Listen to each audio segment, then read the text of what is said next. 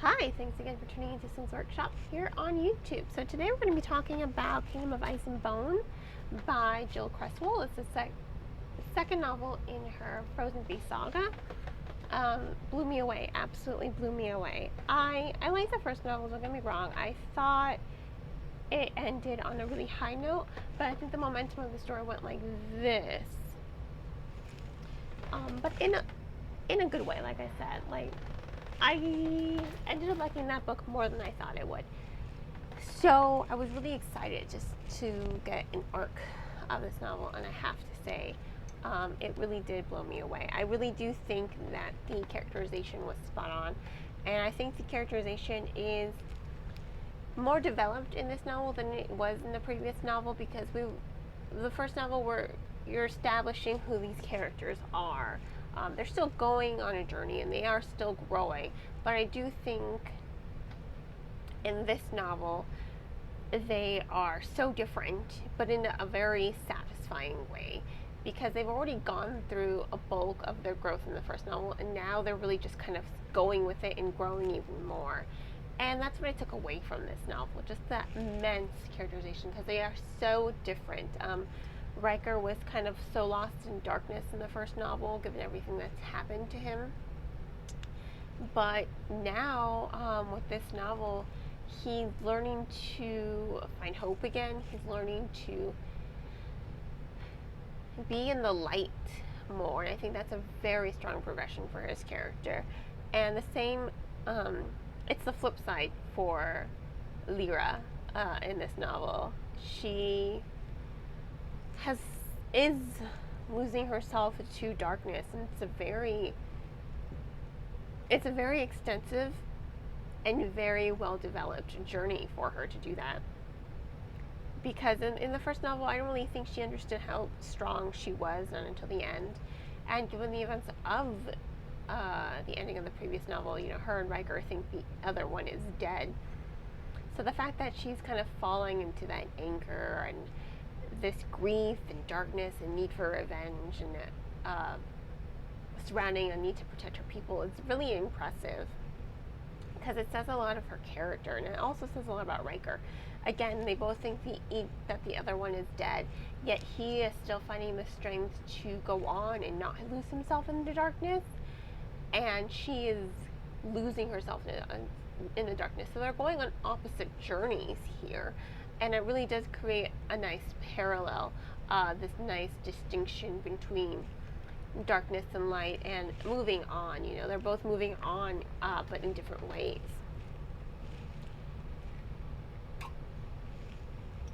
Sorry, I just finished a workout, which is I'm still in my gym clothes. And no, I don't work out with my makeup on. I was going to change, but then I decided I was just going to leave my gym clothes on. But I did do my eyeliner for the video. But anyway, that's neither here nor there. You don't care about any of that. You were here for a review. So, like I was saying, I think the characterization is really well done. I really do think that Criswell, she was able to give us she was able to give us two very strong voices to kind of propel the story on. And for Lyra, her descent into darkness, it's a slow journey, but you see it on the fringes, on all her decisions, how she taps into this magic, because now she's not only just filled with her own anger, but the fallen ones, the gods who have been trapped by their frozen counterparts. Not all the frozen counterparts, really just Draki's mother. And another god, I forgot his name, but they have trapped the fallen ones in darkness, and so there is a lot. It connects a lot to the first novel. You really have to read the first novel to understand the folklore in this novel, because it really is important in understanding the folklore and the magic, and it's a really good basis for world building, because all that world building's done, it's out of the way, and so now Criswell is just devoting her time to the storytelling, which is why I think I like this book a little bit more, because it really does keep the momentum up. Usually, sometimes sequels kind of fall flat. Point in Case, A Heart So Fierce and Broken, that one fell flat for me. This one did not. This one just kind of kept going up for me. You know, that tension, that momentum. I absolutely loved it. And I loved seeing how Riker and Lyra were growing so differently, how they were developing in a different way as characters from how they began. Because they are going on more extensive journeys here. Draki has been recaptured by his brother. Lyra is on her way to the Northern Isles, you know, in order to defeat Draki and avenge her fallen lover. And what I think is like, what really killed me, but in a good way, was we know that they're both alive. We as readers know this. So every time Criswell, she kind of like, this is Riker and this is Lyra. Here are their stories. They're almost fate. And then again. And then again. They keep almost meeting and discovering the other one's alive. And then they don't. And then it kills you inside. Because you're like, oh, man. You know what I mean? It's just so... It's written really well. Because she's like giving you a taste. She's like, oh, I'm going to give you a taste in here. But no, not going to happen. Because it's important to the story. Because their story is relying not on each other anymore. Their character developments no longer rely on balancing each other out and growing each other out. They've already done that in the first novel. Now it's all about them, who they are. So, but it's so gut-wrenching. Because you're like, oh, it's like if they were Tristan and Isolde almost. You know, you're so close only to be ripped apart again. And I thought that was so well done, and it killed me inside, though. Every time I was like, no, you know, but it was really good. What I also have to say about characterization is Draki. I loved that opening prologue about who he was before he was Draki, because, you know, he had a whole different name. In the first novel, you didn't really get to see. He was kind of just like this generic novel. Not generic novel. He was this generic villain in the first novel. He's not anymore. Criswell has given time to developing his character, I should say. There's more depth to him. For some of his people, he is a savior. And I think it's nice to see this kind of juxtaposition of how other conquered people see him versus other conquered people. Like Lyra and her people. She just sees him as a monster because he is quite monstrous. I'm not going to say he's a good guy. He's not. He is a villain. But there is more to him than just making him a villain. He has this idea, you know, I kind of want to think of him as Thanos a little bit. He wants to he is Thanos. Oh, I should have changed into my Avenger shirt.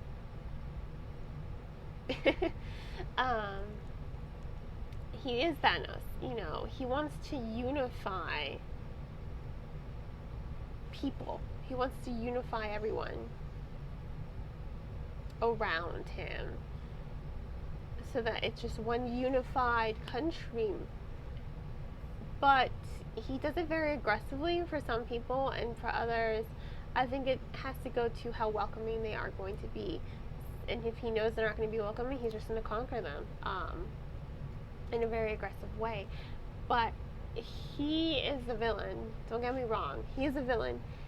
But there are more shades to him as a villain. You really do get to see him develop. You get to see these shades of gray around him. You get to see in some ways how he tempers Lyra's darkness. Sometimes he tempers it. Other times he's completely okay with awakening it and letting her darkness run rampant to corrupt her.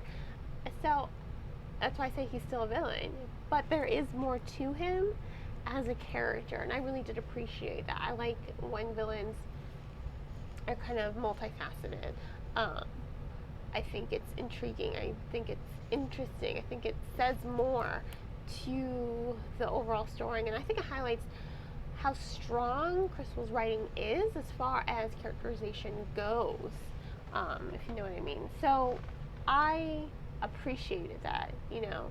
I liked seeing more of Jockey in a different light. I liked seeing him as kind of a hero to some of his people and a villain to others, but we know he's a villain, especially at the end. Oh my god. That ending made me want to scream because it just blew my mind. It was like, what? What?